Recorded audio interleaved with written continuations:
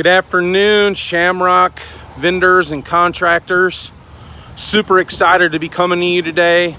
Listen, I just thought videos would be a whole lot better to do than sending you just a regular email and you just reading some text. You know, just kind of wanted you to be able to put a face with the name of the company. For those of you that don't know me, I'm Patrick Jacobs. I am the president and CEO of Shamrock Property Management. Founded the company in 2006. Just super excited about some of the things that are coming up. But the first video I'm doing, I'm actually going to do two of these today, but the first video that I'm doing is I'm going to be talking about tenant appointments and how important it is for you to approach these in the right manner. See, I hear every single day from contractors and from vendors that say it's hard to get a hold of the tenant, and then once I do, it's hard to get them to schedule an appointment. I want to tell you what our clients' take on this is and where we stand with this, and from this moment forward, what our approach is with this, with these tenants. Is number one, in the lease agreement that they sign with our tenants, is that they have to be available Monday through Friday from 8 a.m. to 5 p.m. for maintenance issues. The tenant, which a lot of you don't realize, the tenant is the one that turns in the service request. Okay, that's pretty amazing, right? They're the ones that actually go into a portal that their leasing company has set up, and they go into that and they make an appointment and tell that portal what is going on with their particular property.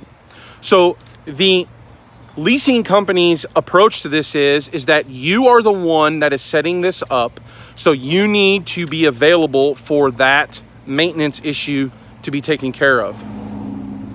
Okay, so with that being said, in their agreement, they have to be available for us. Now, here's the first mistake that a lot of you are making, is that you are treating this as if they are your client. That is incorrect. Shamrock Property Management is your client. This tenant is not. I do not care about the tenant's schedule. I do not care when the tenant's going to be home. I do not care what time that they want us to come. This is no different than being the cable company or being the telephone company or any other person that you call to have come out and do service on your property. They do not ask you when you're available. They tell you when they're available. That's what you have to do with these tenants as well. Okay? No longer are you to sit there and to tell the tenant or ask the tenant when they're available. It is up to you to schedule the appointment and to schedule the appointment in a timely fashion. Now, it is up to them to let us in that property. If they can't let us into that property when we tell them that we can be there, now give them a couple of options. But if they tell us that they can't meet either one of those demands, then we're going to kick that back to our client and tell them that they cannot meet any one of our appointment times. So we need to either cancel this work order or you need to tell them to be there during that time. Okay? Your approach to this has got to be that way. Because do you want to sit there and wait 3 weeks to go out and do a job? I don't want you to, and you're not going to. We are not going to tolerate those type of things. We have turnaround times and times to meet, and we're just not, it's not going to be acceptable. Here's a second thing about this, is that we are going to check with the tenant if that's when they said that you're going to be there at the property, and don't be scheduling work orders 2 weeks out. If you can't do that work order in a timely fashion for any reason at all, you need to be man enough or woman enough to contact our company and to tell us that you cannot do that within the agreed upon time frames. Everybody knows that we want these orders done between 5 and 7 days, period, end of subject. I don't want to hear any more excuses about them, to tell you the truth. That's when we want these orders done, and Shamrock Property Management is going to get those orders done in those time frames. If you can't do it, there's people out there that can, plain and simple. Okay, so start scheduling these appointments with these tenants and letting them know that we have to get into the property for the maintenance issues. Now, here's the other person. Here's the other problem, is that, well, the tenant's unresponsive. Are you following our 3 contact attempt rule that we sent you in an email? No, you're not. That's 3 contact attempts in the same day.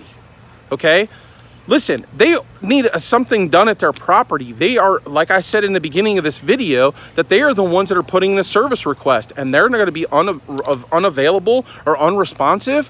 Why are we even waiting and fooling around with that order if we have the ability to turn it over to give it back to Shamrock, your client, and let us get it canceled with our clients? Come on, guys. This is not rocket science-y, okay? There's plenty of work.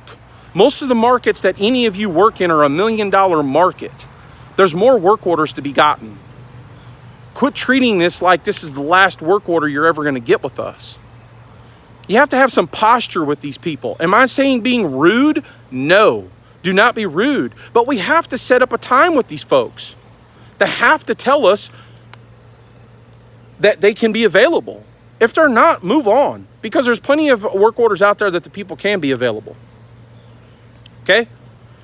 I think that's pretty cut and dry. I think I made myself perfectly clear here. If I haven't, please contact the office and we'll be happy to talk to you more about this. But we're going to tell you the exact same thing that I just did in this video. All right? So now have the approach like that. There's going to, and you know, we really appreciate everything that you're doing. A lot of you are doing awesome things. Okay? But the excuse of they won't schedule an appointment does not work anymore. Period. End of subject. If you give us that excuse, we're going to get someone else to do that job. So we appreciate everything you do for us. We're excited. We're fired up. I don't know if you can tell in my voice that I'm really excited. I am, and we're just looking forward to doing bigger and better things. So you guys have an awesome day, and get those tenants to set those appointments. Take care.